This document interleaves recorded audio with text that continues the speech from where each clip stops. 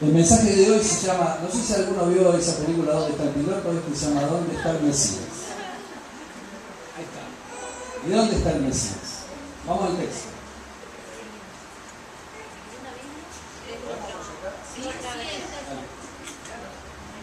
Ahí está. Dice, sabiendo esto Jesús se apartó de allí y le siguió mucha gente y sanaba a todos y les encargaba rigurosamente que no lo descubriesen para que se cumpliese lo dicho por el profeta Isaías cuando dijo: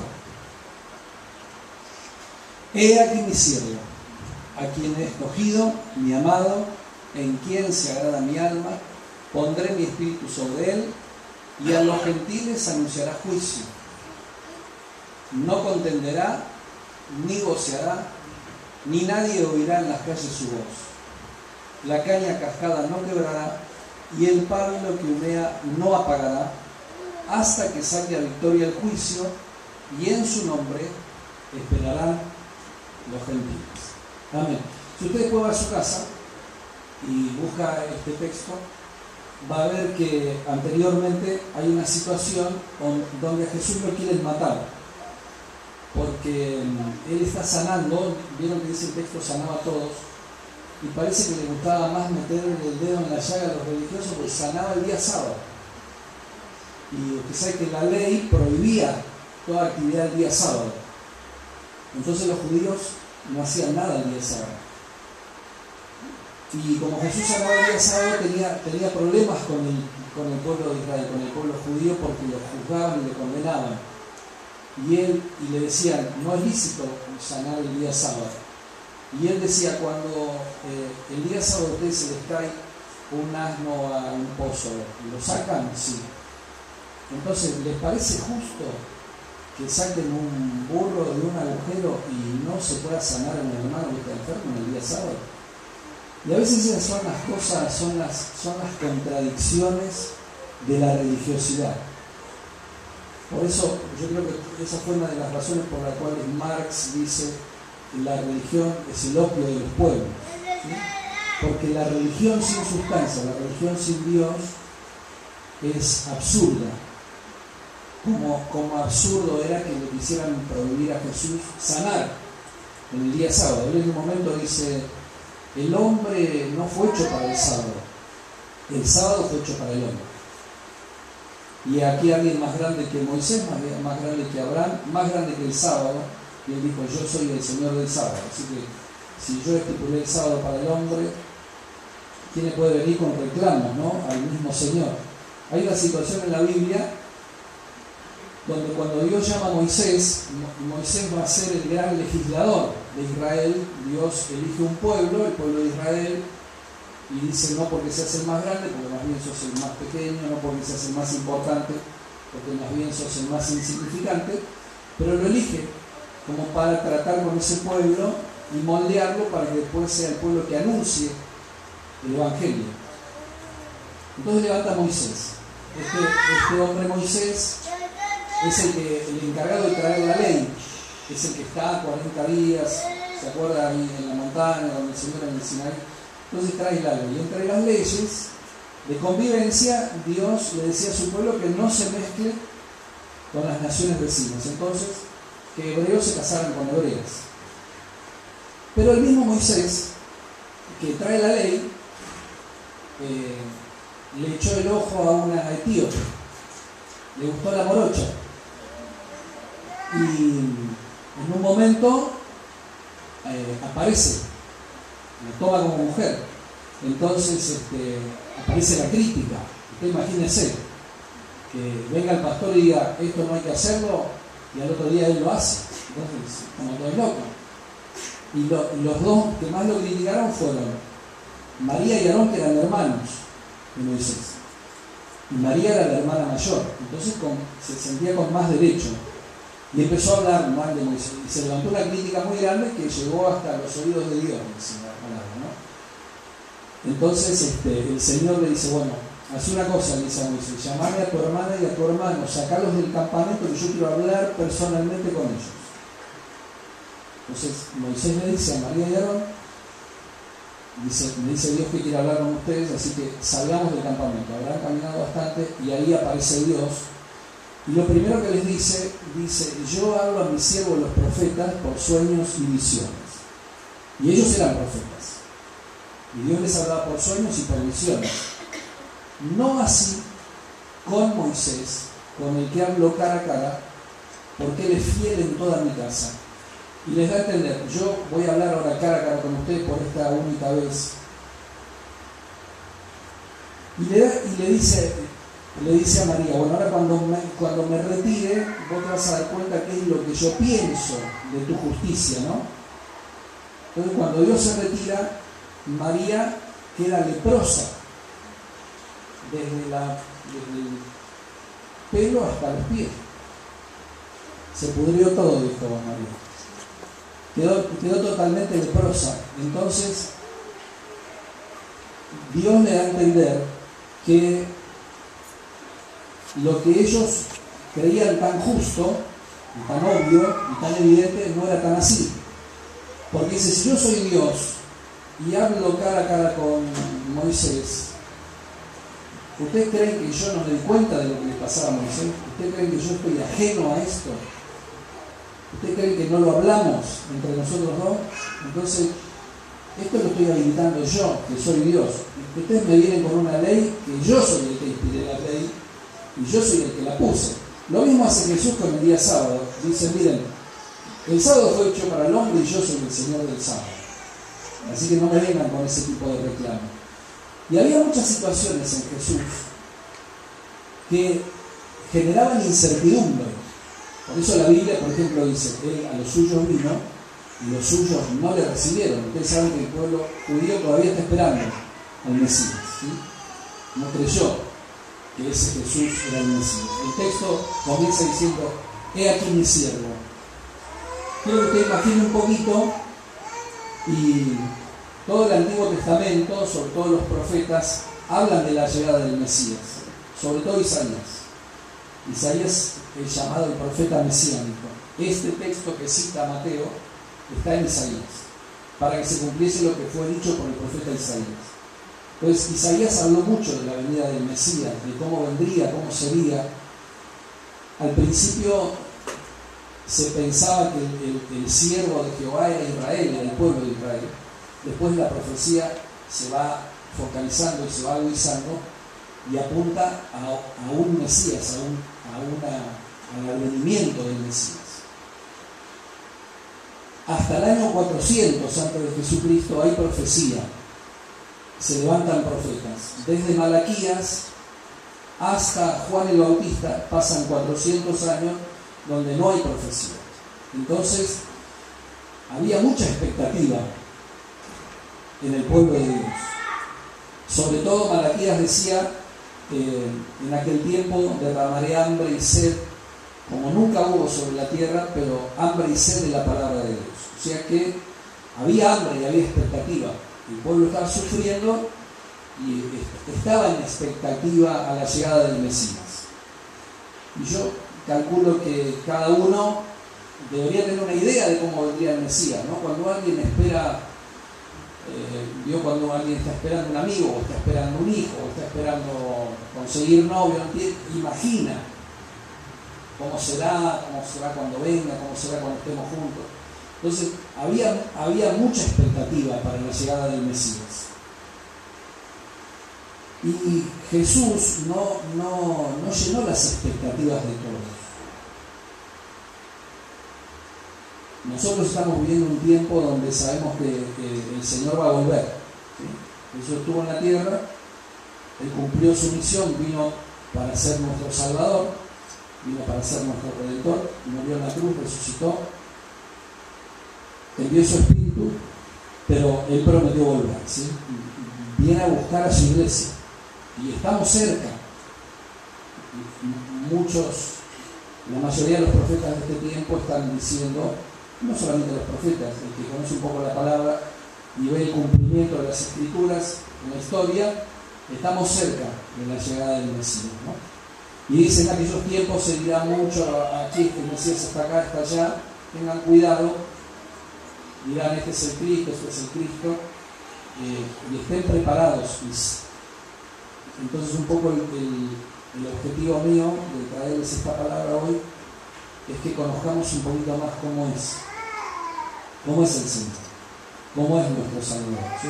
Hubo un momento entonces en el tiempo de Dios que andaba el profeta Juan el Bautista, que fue el enviado después de 400 años para decir, bueno, aquellas profecías de Isaías, aquello que se venía diciendo de la llegada del Mesías, se ha acercado, y el reino de los cielos se acerca con él, porque él es el rey, es el Salvador y es el Rey de Reyes.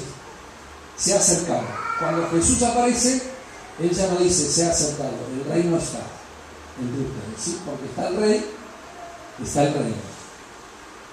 Y un día en esa preparación, donde Juan está hablando de Jesús, de Cristo más bien, él está bautizando en el Jordán y aparece entre la gente así caminando Jesús. Y siempre alrededor de Juan estaban los discípulos de Juan. Y Juan lo llama y dice, este es el Cordero de Dios. Este que viene ahí, este es el que quita el pecado del mundo. A él tienen que seguir. Entonces se acerca, Jesús se mete al agua para que Juan lo bautice, y Juan le dice, mi bautismo es bautismo de arrepentimiento por el pecado y es bautismo por el perdón de pecados. Vos no te tenés que bautizar si no tenía pecado. Y menos yo bautizar a vos me tendrías que bautizar a mí. Y Jesús dijo, tranquilo, Juan. Cumplamos toda justicia, cumplamos lo que está escrito. Y lo bautiza. Y se oye una voz del cielo y se ve descender el Espíritu Santo como paloma y la voz del Padre que dice, este es mi Hijo amado en quien tengo mi complacencia. A él oí. Lo que decía Isaías, ¿sí? Este es mi elegido. Este es el Salvador. Y dice que a partir de ahí comienza su vida ministerial. Él ya tenía casi 30 años, pero no tuvo una vida ministerial. No se declaró el Mesías hasta que el Espíritu Santo vino sobre él. Dice que el Espíritu lo llevó al desierto para ser tentado por el diablo. Allí venció y volvió en el poder del Espíritu y comenzó el ministerio de Jesús. Pero ¿cómo era Jesús? Y a veces yo digo, estaría bueno que nos preguntemos ¿cómo es Jesús para nosotros, no? Porque esto es bastante importante. ¿Es Jesús lo que yo esperaba que fuera? Porque, por ejemplo, los judíos no lo aceptaron porque no era lo que ellos esperaban. Ellos esperaban un Mesías que viniera en poder político, que tuviera el poder del ejército, que tomara la conducción, que los librara de la opresión de los romanos y que les volviera a dar el reinado como en el tiempo de David y conquistar las naciones vecinas. Ellos se sentían el pueblo escogido, el pueblo especial, y ellos estaban esperando eso. Aún cuando Jesús, después de 3 años que habló de para qué vino y todo, cuando es levantado, con los 120 que estaban ahí con él, los discípulos le dicen, ¿vas a restaurarnos el reino? ¿Cuándo nos vas a devolver el reino? Y hacían referencia a un reino político y económico. ¿Cuándo vamos a ser los que gobernemos? Vamos a volver a ser. Y Jesús dice, no está ni eso, pero van a recibir poder. Pero no un poder sobre los hombres o sobre las naciones o sobre los políticos, sino un poder sobre el pecado, un poder sobre el diablo y sobre el sistema del mundo, ¿no? Que es el poder que recibimos del Espíritu Santo. Pero bueno, no fue lo que ellos esperaban y no lo pudieron aceptar. Hasta el propio Juan, en un momento, Juan era un hombre que tenía un mensaje fuerte. Un día pasó Herodes y Herodes le había quitado la esposa al hermano. Entonces le gritó adúltero, no te es lícito tomar la mujer de tu hermano. Degenerado, le gritó. Y entonces la mujer dice, ¿usted sabe cómo terminó? Le costó la cabeza, Juan.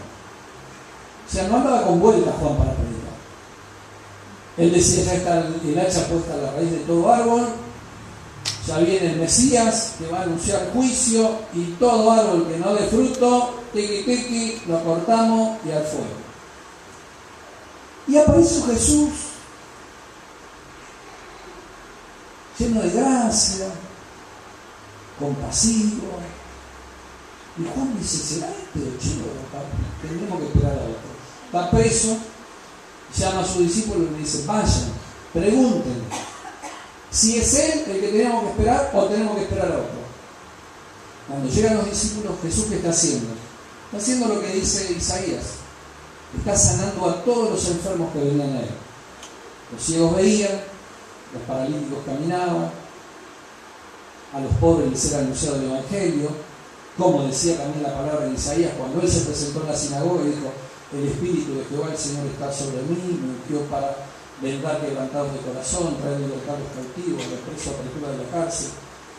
Entonces dice a los discípulos, miren lo que está pasando, recuerden lo que dijo Isaías y vayan y cuenten la fe.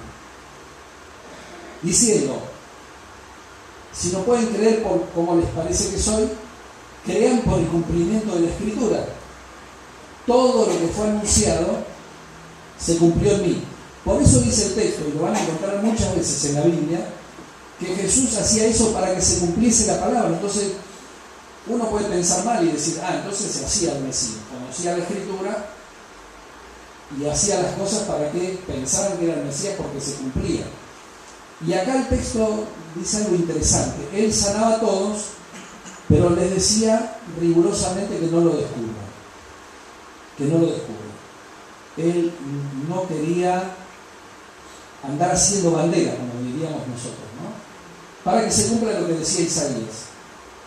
Porque Isaías dice cómo es el Mesías. Y entre las cosas que dice, Él anunciará juicio a los gentiles. Juicio, dice la Escritura. Y nosotros cuando pensamos en eso, por ahí somos medio como Juan el Bautista y creemos que viene a poner las cosas en claro. Pero en realidad, cuando nosotros vemos la vida de Jesús, el juicio que Jesús vino a anunciar sobre los gentiles eran todos los que estaban considerados que no eran del pueblo de Dios, que no eran del pueblo de Israel. Ellos estaban perdidos. Por eso después el texto más adelante va a decir, aquellos que moraban en sombra de valle, en valle de sombra y de muerte, luz les resplandeció, y hace referencia a la tribu de Manasés y a la otra tribu que se quedó de este lado del Jordán, que cuando tenían que tomar la tierra prometida hubo dos tribus que prefirieron quedarse de este otro lado del Jordán, y cuando vino la invasión de los asirios, los primeros que destruyeron fueron esas dos tribus, ¿sí? De Zabulón y de Manasés.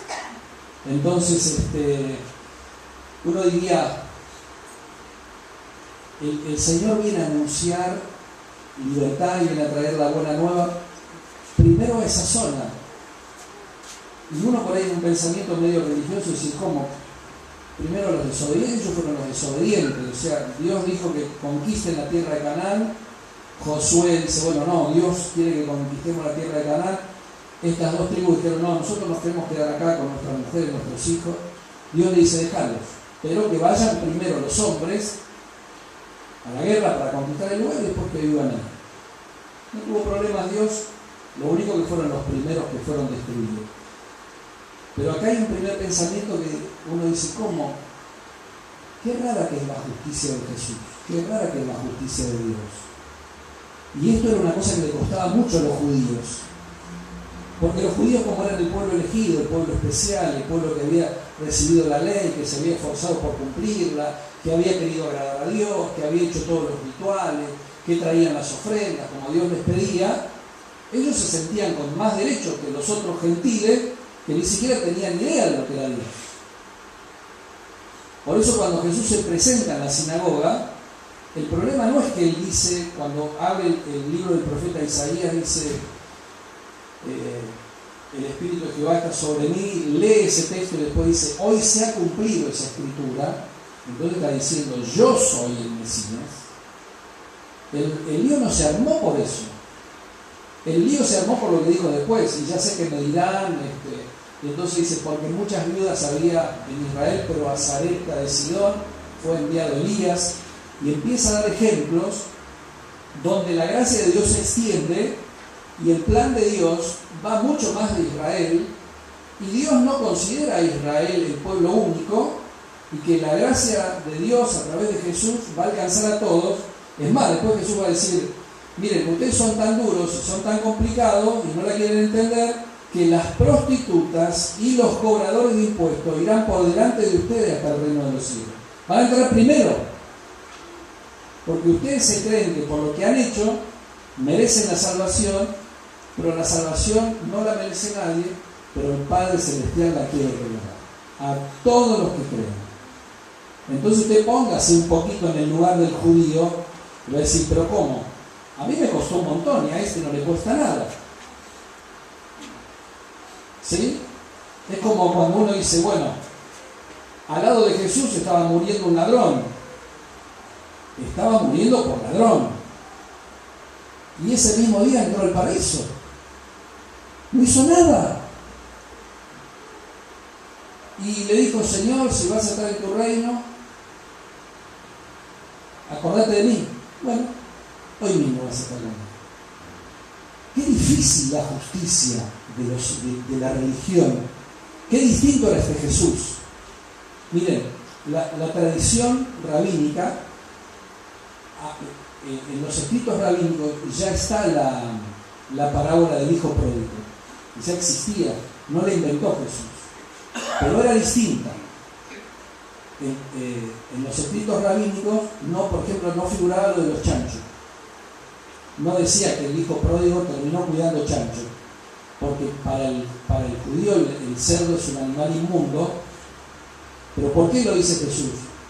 Lo dice para decir, este pibe cayó hasta lo más bajo. O sea, fue tan pecador que cayó hasta lo más bajo. Y después le agrega otra parte.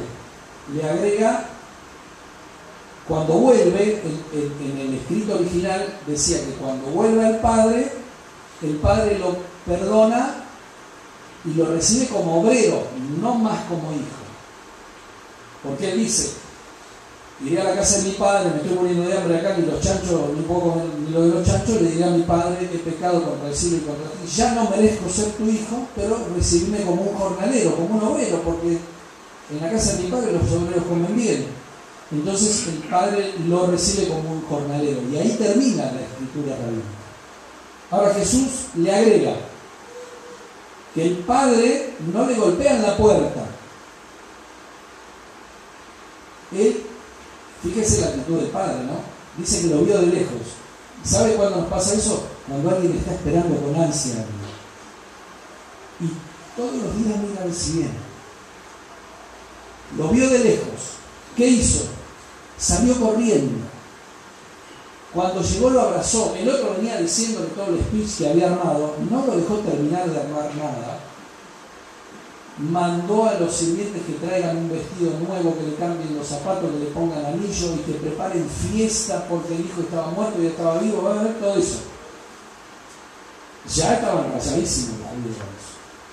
Y encima le agrega lo del hermano, que no estaba en la versión original. El hermano representa al pueblo judío. El hermano orgulloso, que se cree merecedor por cómo se comportaba, y le dice, llega y dice, ¿qué está pasando que hay tanta bulla en casa? Y un criado le dice, lo que pasa es que hay una fiesta en tu casa, se están tomando todo. Y dice, pero volvió, porque tu hermano, volvió tu hermano. Y tu papá hizo una fiesta y se puso loco, se rayó mal. Y dice tu papá que venga, no voy a entrar, no voy a participar de esa injusticia.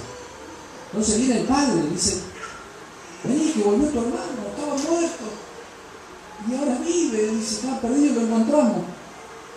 Y él indignado le dice, pero vos te parece que sos un padre justo. Yo trabajé toda mi vida para vos, me esforcé por agradarte.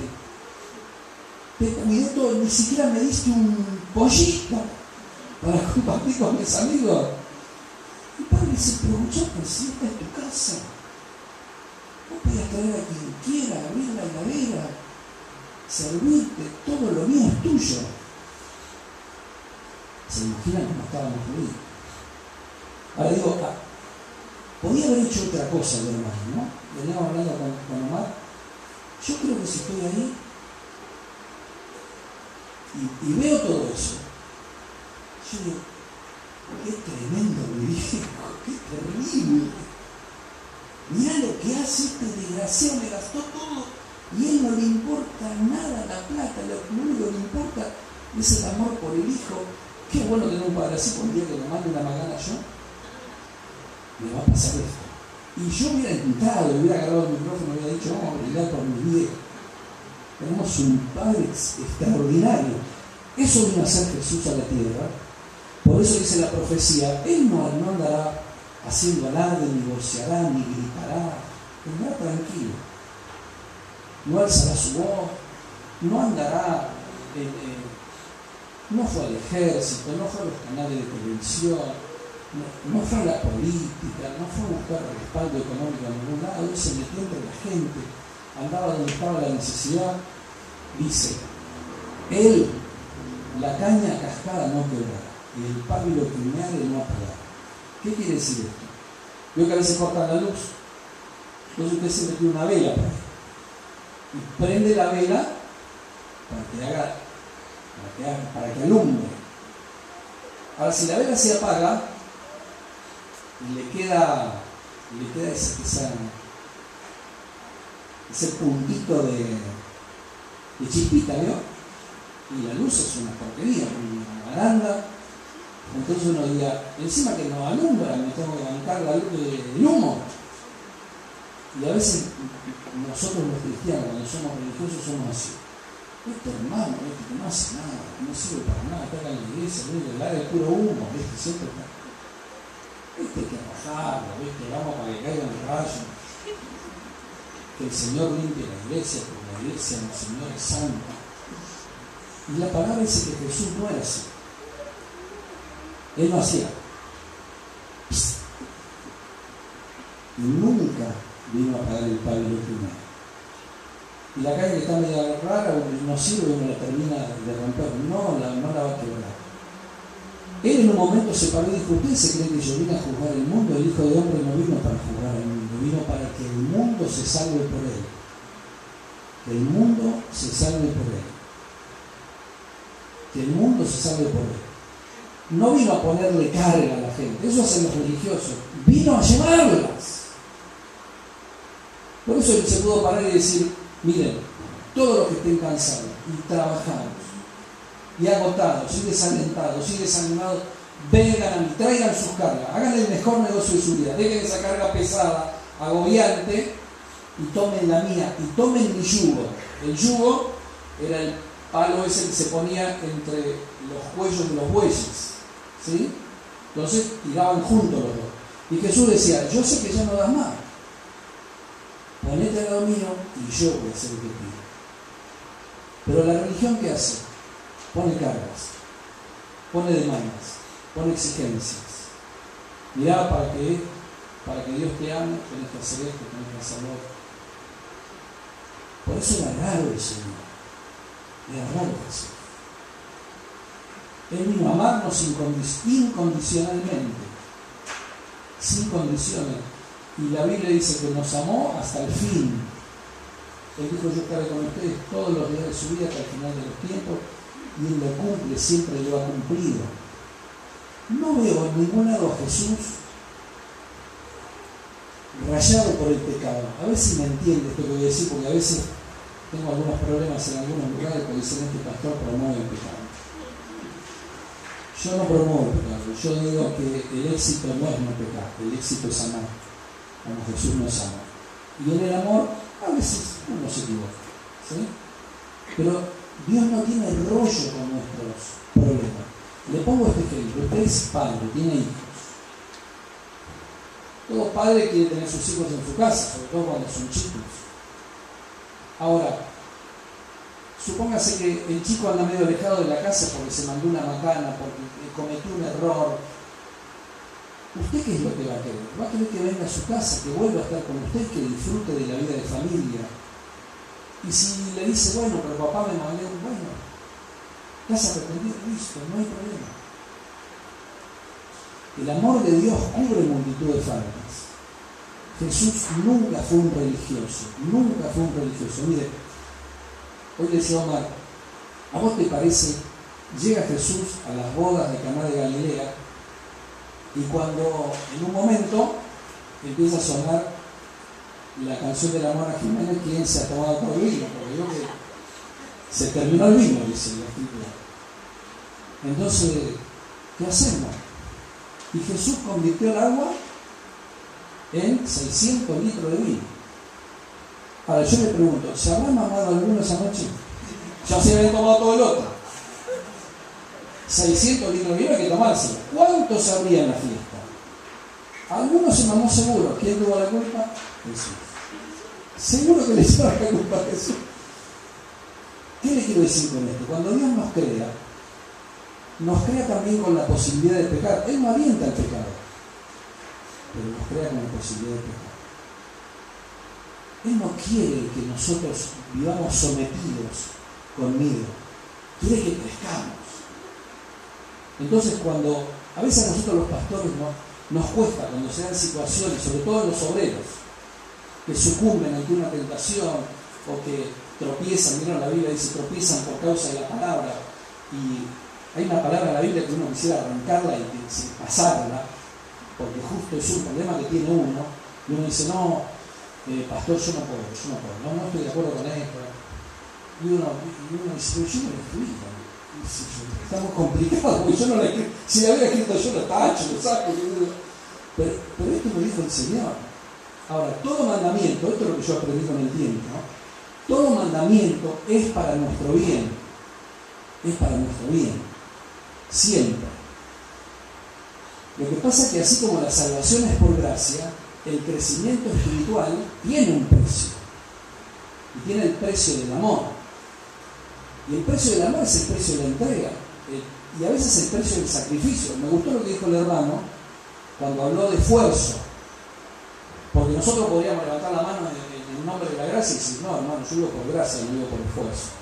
El apóstol Pablo vivía en la gracia y dijo, por la gracia de Dios soy lo que soy, pero no yo, dice, todo lo que hice no lo hice yo, sino la gracia de Dios en mí. Pero la gracia de Dios no fue en vano para conmigo, y por ahí dice, esfuércense en la gracia. Entonces, hay que esforzarse. ¿Y cuál es el esfuerzo? Es el esfuerzo por creerle a Dios. Entonces, cuando yo digo, no, yo no puedo, no estoy de acuerdo, Dios no tiene problema. Dios dice, no tenemos un sumo sacerdote que no puede compadecerse. Sé que esto te va a costar, sé que va a ser difícil, conozco tu naturaleza, yo también estuve, pero yo tengo algo superior para vos, yo hice algo tremendo en vos y he puesto una calidad de vida que no podés hacer, tenés que creer, yo estoy para ayudarte, mi gracia está para ayudarte. Entonces, cuando uno lo cree, entonces puede decir, tengo todo mi ser contra la palabra, sin embargo todo lo puedo en Cristo que me fortalece. ¿Sí? La Biblia dice que un día el rey David se levantó, no tenía ganas de ir al culto, no tenía ganas de ir a la iglesia, no tenía ganas de nada. Estaba totalmente desanimado, pero dijo, ¿por qué te abates, alma mía? ¿Por qué te turbas dentro de mí? Espera en Dios, porque aún así he de alabarlo. Jehová, esperanza mía, Dios mío, mi Dios en quien confiaré. Entonces, no importa, hermano, que tengas lucha. Siempre van a tener lucha. Jesús no dijo, va a ser todo fácil, ¿eh? Dijo, en el mundo tendrán aflicción, pero en mí tendrán paz. Entonces, ¿cuál es la diferencia entre la ley y la gracia? La ley decía, haz esto y vivirás. Nadie podía hacerlo. Nadie podía cumplir la ley. No había justo ni un uno, porque la naturaleza humana estaba perdida. Ahora Jesús ha recuperado. Él es nuestro Salvador. Él nos dio un corazón nuevo. Ha puesto su espíritu dentro nuestro. Pero a alguno hay que avisarle, porque no se dio cuenta que tiene el Espíritu de Dios adentro. En un momento llega Pablo a la iglesia de Éfeso y los efesios eran gente buena, esforzada, laburadora, pero estaban así. Ay, bueno, estamos muertos. Y Pablo dice, pero escúchame, ¿ustedes recibieron el Espíritu Santo cuando creyeron? Ni sabemos lo que es. Empecemos de vuelta. Tenían el bautismo de arrepentimiento de Juan, pero no habían recibido el bautismo del Espíritu Santo. No estaba el deseo de Dios, no estaba la nueva naturaleza en ellos. Habían creído, pero no se habían llenado del Espíritu Santo. Entonces, cuando uno se llena del Espíritu Santo, cuando uno ve a este Jesús, que es nuestro Mesías, lleno de gracia y de verdad, y de su plenitud tomamos todos, gracia sobre gracia, entonces puedo decir, no importa la situación que me toque, Él está conmigo, todo lo puedo en Cristo, que me fortalece. Así que quiero decirte, hermano, Jesús no vino para machacar sobre tus errores, ni sobre tus pecados, ni para terminar de desalentarte, ni para terminar de desanimarte. Él vino a soplarte para que la llama se vuelva a prender. ¿Sí? Él vino a sanarte, a vendar al quebrantado del corazón, para que la caña cascada vuelva a estar sana, para que vuelvas a estar en el lugar para el que fuiste llamado.